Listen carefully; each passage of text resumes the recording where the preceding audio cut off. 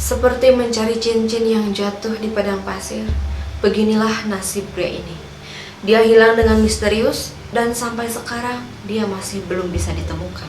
Entah dia kabur, dibunuh, atau justru diculik oleh makhluk halus. Bagaimana ceritanya? Bersama Markas, mari kita bahas.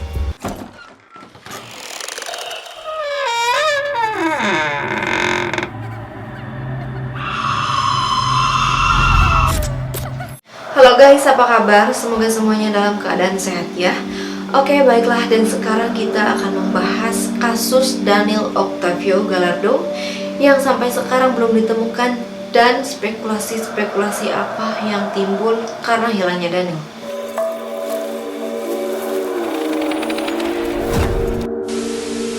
Daniel Octavio Gallardo lahir pada tanggal 22 Maret 1996 dan saat hilang dia berusia 19 tahun. Daniel memiliki ciri-ciri mata yang berwarna coklat, rambut berwarna coklat, dengan berat badan sekitar 59 kg dan tingginya hampir 170 cm. Daniel memiliki 2 tato di masing-masing bawah lengannya, yang mana tato itu di sebelah kiri adalah nama terakhirnya dan di sebelah kanan nama Rosalinda.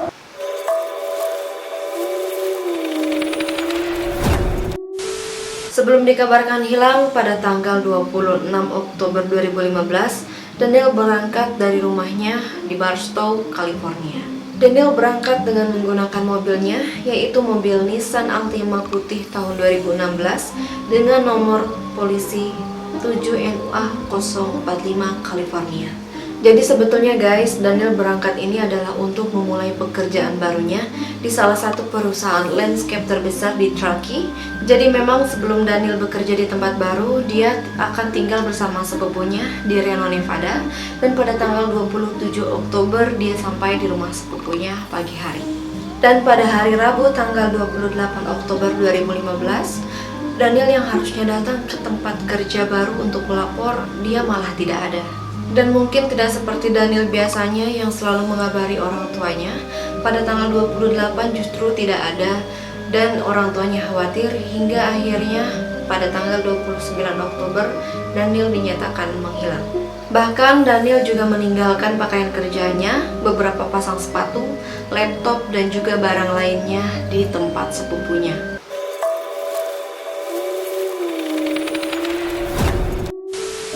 Namun pada saat ditelusuri, ternyata Daniel sempat melakukan transaksi pada tanggal 28 Oktober pukul 13.45 di tempat pengisian bensin Chevron di Truckee dan melakukan transaksi sebesar $3,9 dan $20. Dan pada pukul 14 tepat, Daniel juga sempat menghubungi kekasihnya dan berbicara sebentar.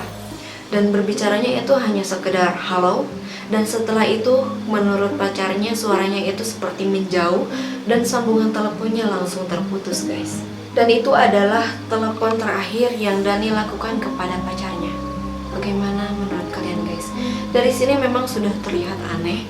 Apakah Daniel diculik? Atau justru memang ada hal yang lainnya? Dan sejak saat itu, Daniel tidak ada menghubungi keluarganya lagi, bahkan temannya sekalipun, dan tidak ada menggunakan kartu debitnya lagi guys. Aneh kan guys? Komunikasi terakhirnya hanya mengucapkan halo dan langsung terputus. Ada apa yang terjadi dengan Daniel? Dan setelah Daniel tidak ada kabar lagi, akhirnya orang tuanya melaporkannya ke polisi wilayah Barstow dan melakukan pencarian dengan dibantu polisi Truckee dan polisi Reno. Bahkan orang tua Daniel juga memasang iklan dan akan memberikan imbalan bagi siapa saja yang menemukan Daniel sebesar $3.000 atau setara dengan 43 juta rupiah dengan kurs saat ini. Tapi tetap aja guys, dengan upaya seperti itu tidak ada yang berhasil menemukan keberadaan Daniel. Dan yang anehnya guys, pada hari Kamis tanggal 29 Oktober, sepupu Daniel ini juga tidak bisa dihubungi oleh keluarganya Daniel guys. Dan kamera pengawas yang ada di tempat pengisian bensin Chevron juga tidak merekam keluar atau masuknya mobil Daniel waktu itu guys. Ini aneh ya guys, kenapa hanya mobil Daniel aja yang tidak terekam? Atau justru memang mobil Daniel sebetulnya tidak pernah datang ke sana? Dan yang transaksi di sana justru malah orang lain. Lalu Daniel ada di mana? Dan sejak saat itu jejak Daniel hilang.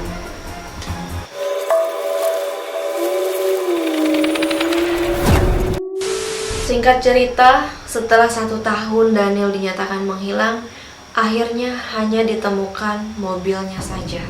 Mobil itu tanpa sengaja ditemukan oleh seorang pemburu jauh di tengah hutan tahu di Truckee, guys. Yang mana letak ditemukannya mobil Daniel ini berjarak sekitar 40 mil atau 63 km di sebelah utara Truckee, dekat Sierra County. Dan setelah itu, polisi langsung mengabarkan kepada keluarga Daniel bahwa mobilnya telah ditemukan.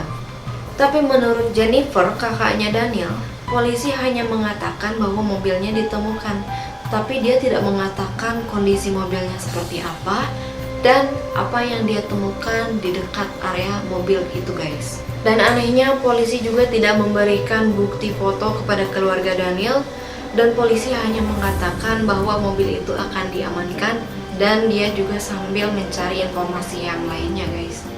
Aneh kan, guys? Aneh kan?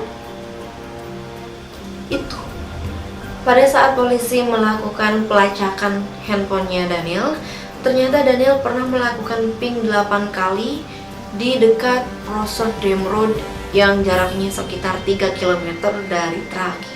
Jadi ping itu semacam pengecekan sinyal atau koneksi lah, gitulah guys. Kemudian setelah itu polisi bergegas mencari letak spesifiknya di mana, tapi polisi tidak menemukan jejak apapun, guys. Dan menurut polisi Barstow, Daniel juga tidak ada alasan untuk berada di sana, guys. Tapi berbeda lagi kalau menurut polisi Truckee, guys. Daniel melakukan ping ke Menara itu yang memiliki 3 sektor dengan arah yang berbeda dan juga mencakup wilayah yang luas. Dan dia juga mengatakan bukan berarti Daniel pernah melakukan ping di sana, Daniel juga hilang di sana, guys. Dan kalaupun Daniel pernah ke sana dan mobilnya juga dibawa ke sana, itu akan sangat sulit karena mobilnya berkaki rendah dan jalannya sulit dilalui. Jadi intinya Daniel gak ada alasan untuk datang ke sana, terkecuali mungkin saja Daniel memang sudah menghilang dan ada yang membawa handphonenya ke sana, guys. Dan kalaupun Daniel melarikan diri di daerah sana, itu juga tidak mungkin. Karena menurut ibunya sendiri, Daniel ini adalah sosok orang yang bertanggung jawab, guys. Dan walaupun dia sifatnya pendiam, Daniel juga cukup perhatian kepada keluarganya, guys. Dan orang tua Daniel hanya ingin tahu keberadaan Daniel atau Daniel ini hilangnya kemana. Dan kalaupun misalkan dia telah terbunuh, jasadnya di mana? Mereka hanya ingin tahu itu, guys.